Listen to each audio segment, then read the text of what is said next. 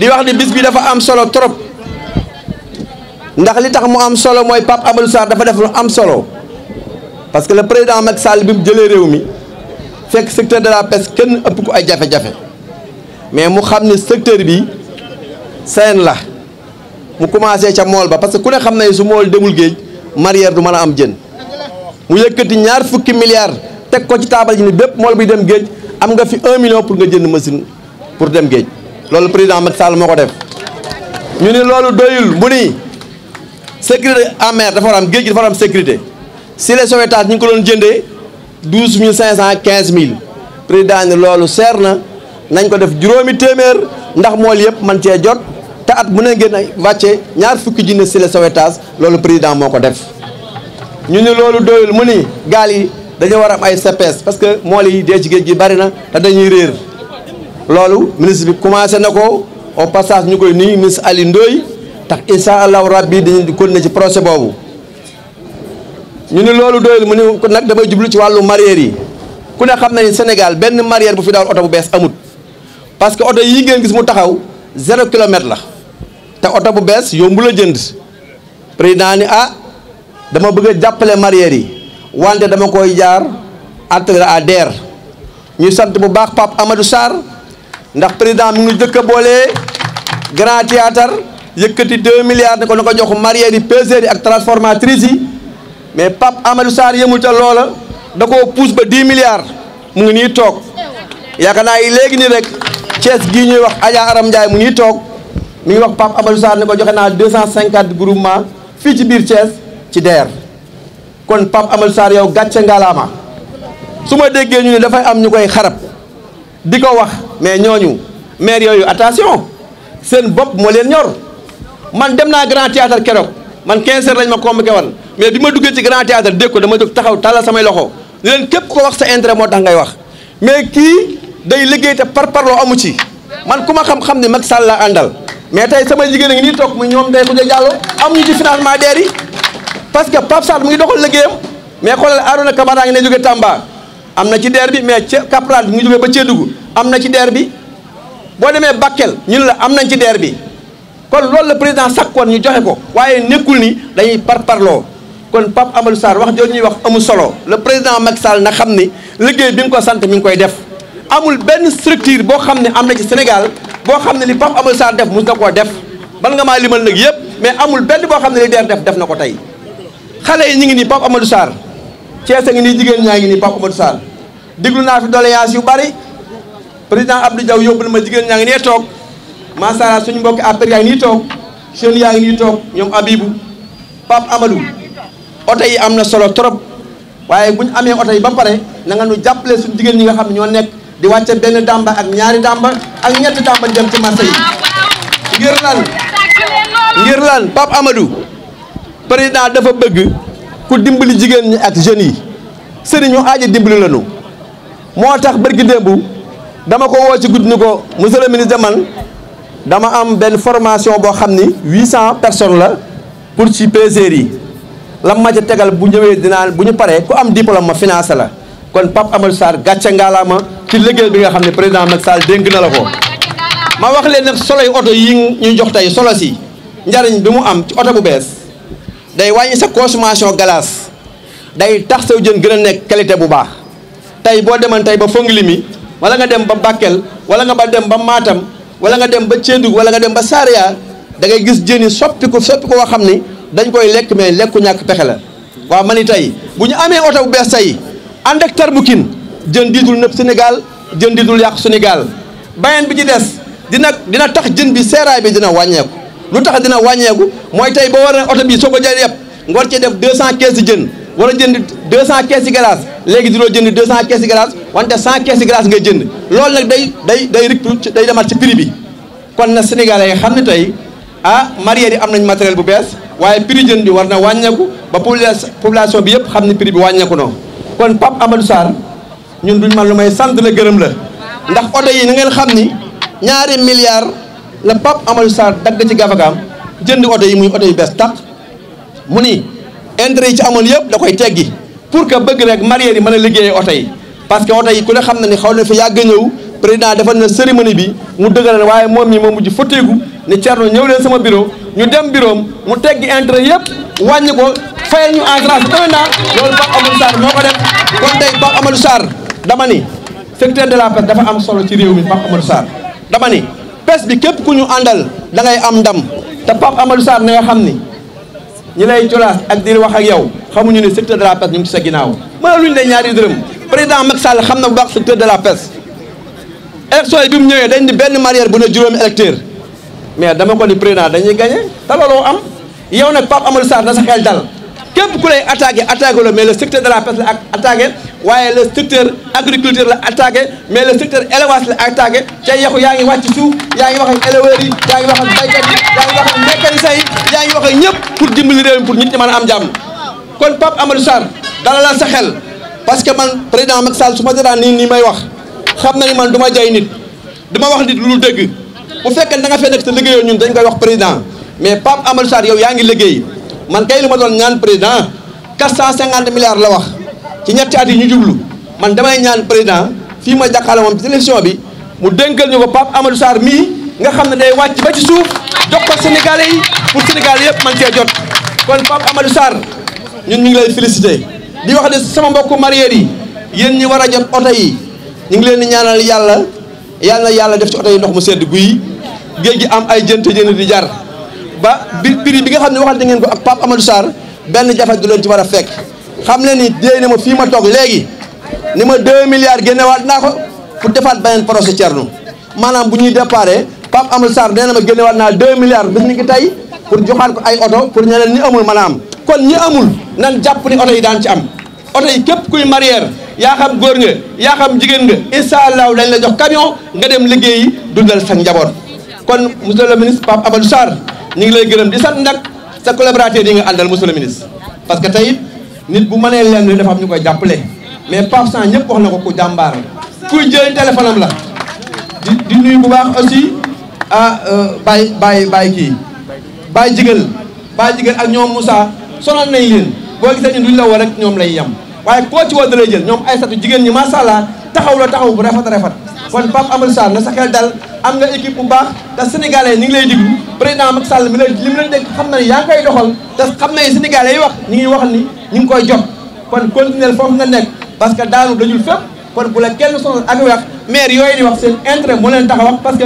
doo jël ab xaalis dem ci benn dëkk sëf ko am maire mu jox ko ak njabootam Sénégal toog ñu lu lekk léegi nag li ma lay ñaan mooy président Abdou Diaw président Moussa Yikini président Abibou jigéen ñaa ngi nii am na lu ñu wax Pape Amadou Sarr li ma lay ñaan damaa bëgg naan crédit nga bala ngaa jóge fii nga defal ma ko fii ci Thiès pour jigéen ñi Thiès ñàkk du ñu am problème mu xaalis pour mën a am di liggéey suñu mbokk famille affaire yi ñu ngi nii toog Pape Amadou Sarr ñu ngi def délégation bu am solo yow rek yàlla tax a jóg nee nañu ma nag police de femme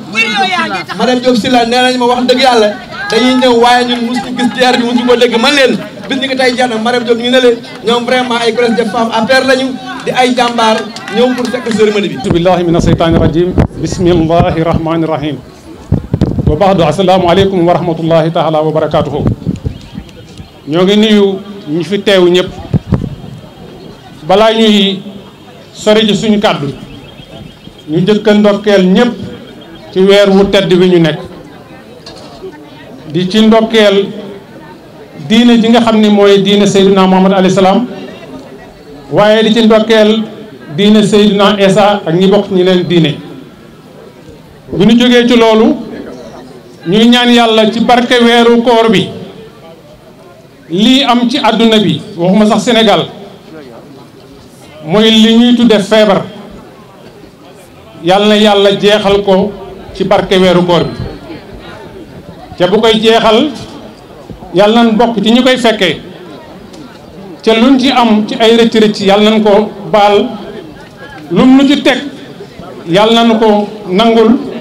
ñi ci faatu yàlla na yàlla jéggal leen yàlla na yàlla yërëm leen ñi ci nekk tey ci lalu feebar ak yeneen feebar yàlla na yàlla wéral leen bu loolu jàllee ñoo ngi nuyu waa Thiès waaye ñu may nu nuyoo bi ñu bokk ko ak acteurs yi ñu fi bokkal nekk yépp nga xam ni ñooy tax bis bi am tey parce que bu acteur amul woon outil bu acteur di liggéeyee du am bu géej amul woon benn acteur du am bu ñuy tudde géej ba ñuy wut matériel boo xam ne géej ko moom. kon ci sama kàddu maa ngi ànd ak acteurs yi fi daje yépp ñi dëkk ci dëkk bi ak ñi jóge faneen di wax ni ñu ngi nuyu mbooloo mi ñu ngi leen di gërëm ñu ngi sant yàlla. bu loolu jàllee nag olof day wax ni ku wàll mburu tudd dëkk projet bi yàllaa ngi dogal lu mat ñeenti at wala lu ko ëpp yàlla boole nit yi ñi ko doon dox boole nu ci ñu koy fekke ba boole nu ci lenn li sotti loolu fi la sant yàlla yem. bu ko defee ñi nga xam ni ñoom la yàlla fekkale projet bi jaarale ko ci seen loxo muy président bi nga xam ni mooy président Macky Sall nga xam ni moom la yàlla dogal projet bi jóge ci ay idéem amoon na ministre boo xam ni moo ko tàmbali woon wante yàllaay xam kiy tàmbali mooy xam kiy àggale. mi ngi tàmbale woon ci Omar Gueye bi ñuy démarrer projet bi ñuy wuti marque bi ñuy dem fu ne mi ngi doon jóge ci décision waaye gis nga yàlla mi ngi ko sottalee ci monsieur Aliou Ndoye yàlla noonu lay dox noonu lay doxale du fab rek àdduna tënk ko ci benn bis tënk ko ci benn jamono tënk ko ci kenn nit moo tax ku yabu nga teey li nga fekkee moom ko lu ca war nga def ko lu dul sa wàll nga bàyyi ko la keneen moom nga jox ko parce que pourquoi mooy da nga fay jóge leneen ay ñëw keneen ay ñëw leneen ay xew kon nag bu la yàlla boolee yooyu yëpp nga fekkelee ko ca nga nekk ci expérience presque 40 ans bu boobaa war nga sant yàlla waaye bokk ko ak ñi nga ko bokkal di ñaan yàlla képp koo xam ni tàmbali nga tey mën a yóbbu sa oto tey pour liggéeyee ko wala suba nga ko mën a yóbbu wala ginnaaw suba wala 15 jours après wala 1 mois après ñi ngi ñaan yàlla yàlla na def ci barke yàlla na yàlla def ci jàmm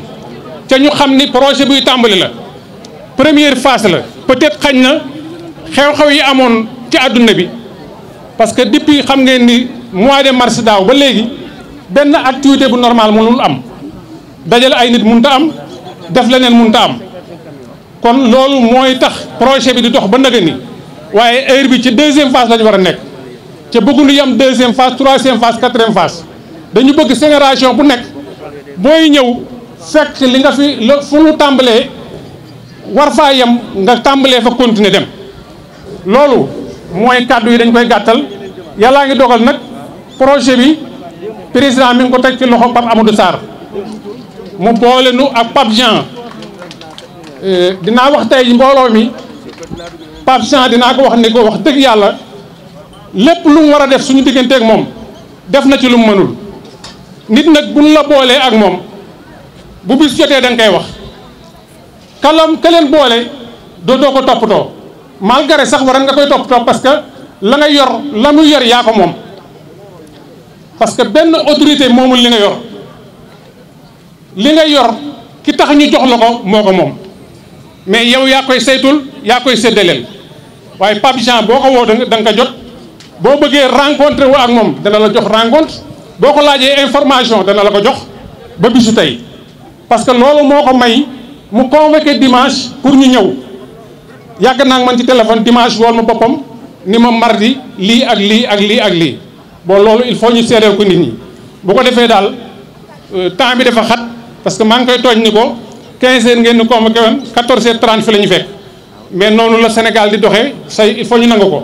kon nag ñu gàttal kàddu yi bu juumee ñu ngi jéggulu bu jubul ñu ngi jéddulu bu guddee ñu ngi jéggulu ñu ngi nuyu nag teg loxo bi nuyoo bi ñu fex yépp di ko teg ci yaayu dëkk bi muy monsieur le maire Talla Sylla parce que moom dëkk bi moo nu dalal buñ ko gisee ak buñ ko gisul. ministre Pape Sarr Pape Amadou Sarr ñu ngi ko nuyu di ci teg monsieur le maire monsieur le maire laa war a jiital sax ndax moo ñu daal di ci teg sama vice président Moussa Yekini Diop di ci teg mboolem kilifa yi xam ne daal teew nañ fi Thierno Mbengue ñu ngi koy nuyu bu baax ñu ngi nuyu El Hadji Kayre ñu ngi nuyu sama responsable yi jógee ci Sénégal yëpp Adja Fatou ma nga ne toog jóge Dakar Fatou Ndoye Ndiaye ma nga ne jóge Port waa Mbour yi ñoom moo Talla Gueye def nañ ay délégation ñëw di nuyu daal mbooleem fa xam ne délégation jóge na fa ñëw fekk si bis bi xam ne dafa nekk bis bu am solo si ñoom di rafetlu liggéey bi rek di gisal ci nuyoo bi parce que présentation bi sax naa ci ñëwaat parce que dafa présenté mais dafa des man maa ngi jiite collectif national des mareyeurs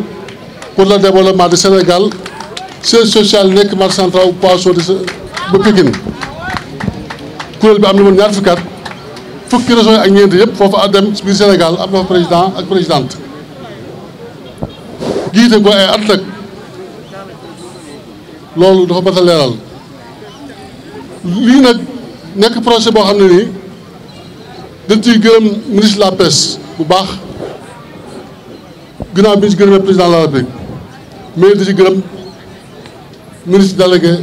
bi xam ne nii tey jii guddi ak bëccëg ñu ngi doon ànd ñun ci projet bi ñu ngi réunion guddi ak bëccëg ba projet bi sotti tey jii mu nekk projet boo xam ne am na ñeenti at comme ni ko Kayre waxee ñu ciy dox di ci tukki di dem di ñëw ñuy bind di maas di discuter ci prix yi mu nekkul yàggu yoon mais suñ borom tey la ko sottal loolu nag boo amee ñu yàgg ko bëgg ci jamono Abdoulaye Wade ci jamono Abdou Diouf yàgg na changement parcours automobile mais ci nguuru président Macky Sall ci la yàlla sottal kon ñu ngi sant président Macky Sall bu baax a baax a baax a baax di wax ne monsieur le ministre coow li bari na sa côté mais na nga muñ ndax àdduna bépp nit bu nekk ci lu baax rek yaayam nattu parce que lii la jox dafa rëy comme lii la jox dafa rëy rek il faut am ñoo xam ne nii day ko jéem a xajamal mais fi nga teg sa tànk vraiment foofu la parce que yaakaar naa jour bu njëkk daje man a yow ministre de la pêche nga yore projet la mën a jëkkoon wax rek mooy ministre Pape Sarr ba mën a bala la fexeel ba yemale acteurs yëpp ndax yaa jaboote yëpp gis naa ne organisation yëpp yemale nga leen ñun ñëpp ngay jox suñu cër ñun ñëpp ngay woo ñun ñëpp ngay di ci ñun te loolu la président sant kon yaa ngi ci kon sant nañ la baax gërëm la ci liggéey boobu ngay def rafetlu nañu daal damay bañ a guddal ndax fi na doog jot na te juróomi ni dañ fay bari mais daal li wéetoon mooy sant nañ la bu baax sant nañu Pape San bu baax Pape San vraiment lépp lu xew day woote guddeeg bëccëg détail bu ndaw du ko xeeb lépp loo soxla rek dana la jox information bu mat sëkk dina jàppale dina jàppale bu baax nag liggéey bi lépp loo xam ne da koy jëmee kanam rek Pape San mi ngi si kon Pape San bu ñëwee fii itam war nañ ko gërëm sant ko jaajëfal ko li ñu bëggoon wax daal bari na waaye comme waaw projet bi dañu ñëwoon pour parking bi dee amuñu ay oto yu baax ñu waxtaan ak président Abdoulaye Wade mu ne am naa oto yaa ngi ñëw xëy na oto yi mooy sogaas ñu ñëw président Macky Sall ñu wax ko mu dox ci ànd ceeg ministre de la pêche ànd ceeg Pape Sarr DER ñu àndandoo di ci dox di dem bitim réew xooli oto yi xool oto yi waxtaan ci prix yi gënoon a seer vraiment mu jàpp ci dox ba oto yi wàññiku ba bari ñemee ko tey ba jël ko pour liggéey oto yi ko tax a jóg rek mooy changement parc automobile pour oto yi xam ne dañoo màggatoon ñu jëlee leen fi indi ay oto yu bees pour fu Sénégal yi ne ci biir Sénégal ba Fongolo bi ñu mën a jël jën bi dina yóbbul nga dem di jaay jox sa njaboot am sa bénéfice loolu nag moo taxoon oto yi jëm. Pour montrer que la DER, ce n'est pas de l'utopie, mais c'est une réalité. Et cela témoigne aussi de l'engagement que le président de la République a pour accompagner les jeunes de la ville de Thiès. Cela témoigne aussi des relations étroites qui lient le président de la République et le maire de la ville de Thiès, M. Talla Sylla. Je suis venu accompagné d'une forte délégation composée du directeur de cabinet du maire, M. Pabla Tirniaï, ici présent, du chef de cabinet, M. Hassan Gadiaga, de la chef de cabinet adjointe, la conseillère spéciale et chargée de mission, pour ne citer que cela.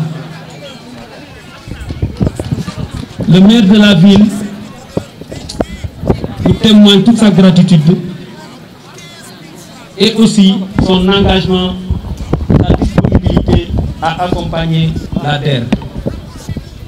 C'est en ces mots que je termine mes propos et je déclare cette cérémonie ouverte. Je vous remercie. Merci beaucoup. Voilà.